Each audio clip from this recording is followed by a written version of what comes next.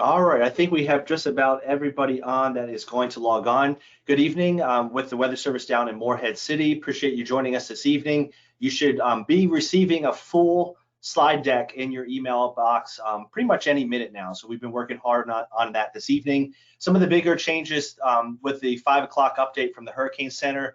Tropical storm watch for a good portion of eastern North Carolina, also storm surge watch for the lower part of the Pamlico Sound. We'll get into those details here shortly. This is our favorite map, the forecast cone from Idalia. Not looking good for the Gulf Coast, still expected to be a major hurricane as it approaches the coastline of Florida by tomorrow morning. As far as we're concerned, the track has not changed a lot, and this is a really good example that impacts are going to occur well away from the center. So we still expect the hurricane to move somewhere over southeast Georgia and coastal South Carolina and weaken rapidly as it moves off to the north and east. So still expected to be a tropical storm as it approaches the Carolina coastline sometime on Thursday. The thing I did want to point out, if you notice the point from 2 a.m. Thursday to 2 p.m. Thursday, and then 24 hours, almost 24 hours later into Friday, as it maintains tropical storm strength conditions out over the water, it is slowing down. So that is one change that you'll see on our briefing, that we anticipate some of the stronger winds to last not only through Thursday night, potentially through Friday night in terms of the forecast. So that is one adjustment. The other adjustment we want to mention is the rainfall totals, expanding them a little bit farther to the north and west, and we'll certainly cover that here in the briefing. As far as impacts go, you should again have this in your email inbox here pretty soon. Still think the biggest threat is flooding rain. Prediction 3 to 8 inches of rainfall. That's been pretty consistent, but now we are concerned we might see some isolated totals up to 10 inches. We'll show you a graphic on that in a second. Still concerned about the tornado threat, especially down toward the coastline. Our concern with that is especially Wednesday night when people are sleeping. So really trying to get out that message to have multiple ways to get warnings if folks are sleeping at night and we issue a warning.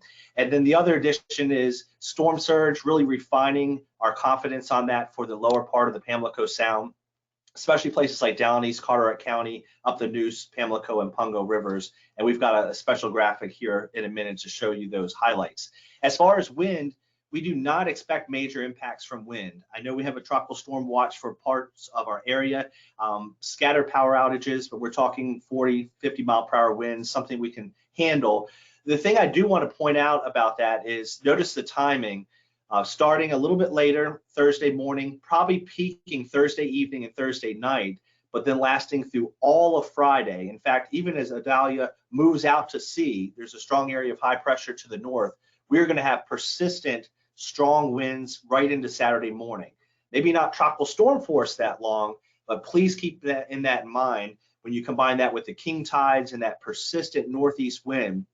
That's going to produce some elevated water levels right on into Friday night. So keep that in mind. The magnitude is not going to impress you, but it's very similar to a nor'easter in the wintertime. It's going to be that persistence of that wind out of the northeast starting Thursday, lasting through Friday night into Saturday morning. This rainfall map, the biggest change with this is to expand higher amounts farther to the north and west. So 6 to 8 down toward the coastal part of eastern North Carolina. That's been pretty consistent over the last couple of forecast runs. There's a reason why we edit those bullet points you see on the right. We mentioned check back for updates because based on the storm track or what's happening with the storm itself, things may be adjusted. And while the track has not changed much, our confidence has grown that this rain shield may spread a little bit farther inland. So higher amounts, places like Kinston and Greenville than we previously anticipated. Continue to check back for updates. And we really think that peak of the heavy rain is going to be Wednesday evening through about mid-morning Thursday. It's not to say we won't see rain linger longer. That's when we anticipate some of the very heaviest rain. We'll show you a graphic here in a second. For the most part, minor issues on the rivers, but potentially if we get a lot of rain, moderate river flooding. And earlier in the week, we were concerned with some of that rain having an impact later in the week, and that's coming to fruition. And I'll show you an example of that with the gauge down in Chinquapin. So biggest concern over all of eastern North Carolina, rain, rain, rain, potential for significant flash flooding. That is at the very forefront of our briefings. That is at the forefront of our concern for the entire area. Now the rest of the impacts are going to be more localized. Storm surge, 1 to 3 feet for most of the coastline. That's from Surf City all the way up through Duck, 1 to 3 feet. So places like the Crystal Coast, up the White Oak River, down Bogue Sound, those areas, elevated water levels continuing right through Friday itself. Our highest impact with storm surge will be over the lower Pamlico Sound, up the Neuse River, also the Pamlico and Pongo rivers. It's going to be a very persistent east-northeast to northeast wind, hour after hour, Thursday night, Friday night.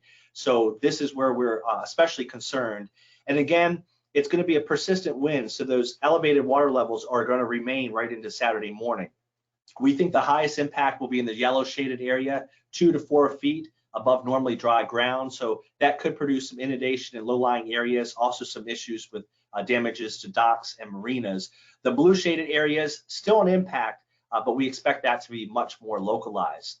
For our friends on the Outer Banks, Ocracoke, Hatteras Village, it's a northeast wind, so traditionally that piles the water up down toward down East Carteret County and the lower end of the Pamlico Sound, not Sound side. So really not expecting major issues at all Sound side, Outer Banks.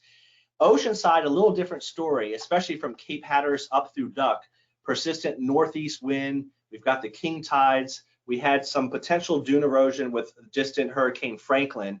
And I'll show you on the tide gauge for Duck, when you're talking high tide cycle after high tide cycle, especially during the day Thursday into the day Friday, that's when we're concerned. We might have some, again, localized inundation, visitor center, P Island, some of our normal trouble spots on NC12 we're concerned with, especially at periods of high tide, very similar to what we would see with a strong coastal storm or a nor'easter.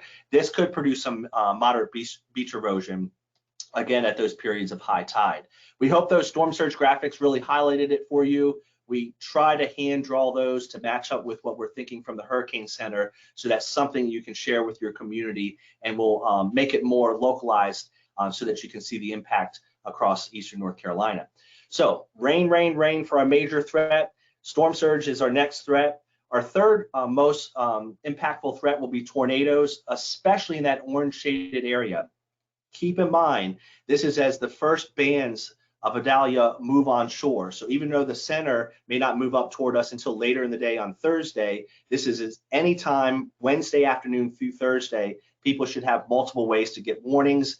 These would be a few tornadoes, but where they occur, they could produce enhanced areas of damage, like we've seen with past tropical systems across eastern North Carolina. The last threat is wind. We still expect that to arrive sometime Wednesday night at the earliest.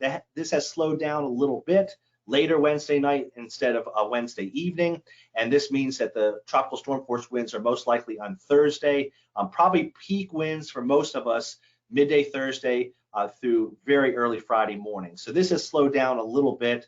You can see from the probabilities in the background, the highest probabilities remain from Cape Lookout out over the coastal waters. The one thing I want to caution you with is this doesn't take into full account large area of high pressure moving down toward our area and Idalia moving to our south. Sometime during the day, Friday and Friday night, there's going to be a very strong gradient on that northwest side.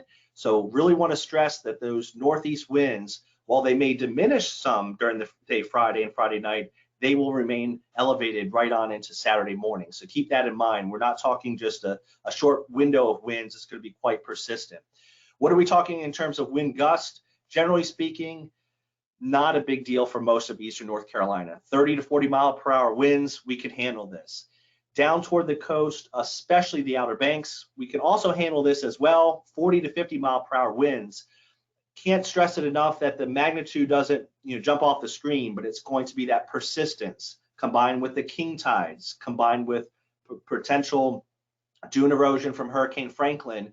That battering of the wave action on the beaches is why we're concerned that this prolonged wind may cause some of those coastal flooding issues with storm surge inundation, Outer Banks, especially north of Cape Hatteras on that northeast flow.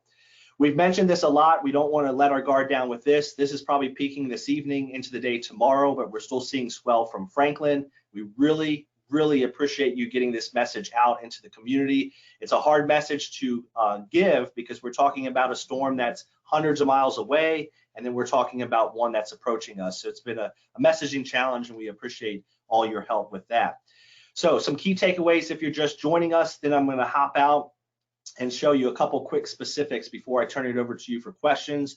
If you're new with us, please raise your hand. We will unmute your microphone. You can certainly ask a question. You can ask it through the webinar itself, and we will get to it. If you don't get a chance to ask a question, by all means, call us. We will be more than happy to help you. Moderate confidence in this event, 3 to 8 inches of rain across eastern North Carolina, isolated up to 10 inches. Rain, rain, rain is our biggest concern with flash flooding. Next concerns, tornadoes, and also that storm surge threat, especially across down East Carteret County and up the lower Neuse and the lower part of the Pamlico Sound, and then tropical storm force winds, especially toward the coastline and the Outer Banks.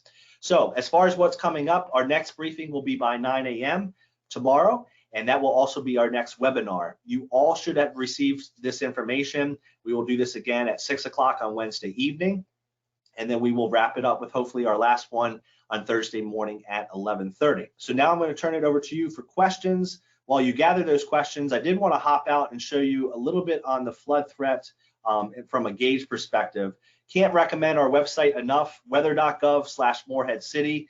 It looks like it's lit up like a Christmas tree, and that shows all of the products across our area. Again, tropical storm watches across the eastern section, storm surge watches for the lower Neuse.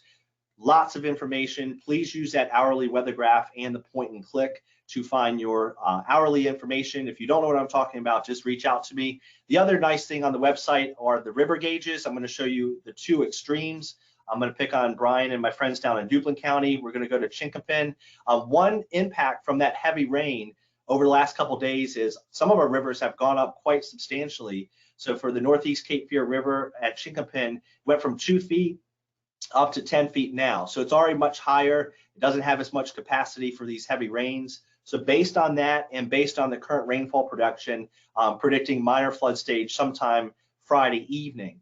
Please note if those values increase, we could potentially be approaching moderate stage there. This is just to give you an idea of what is possible across eastern North Carolina. Mainly action to minor, but the potential for moderate in a worst case scenario.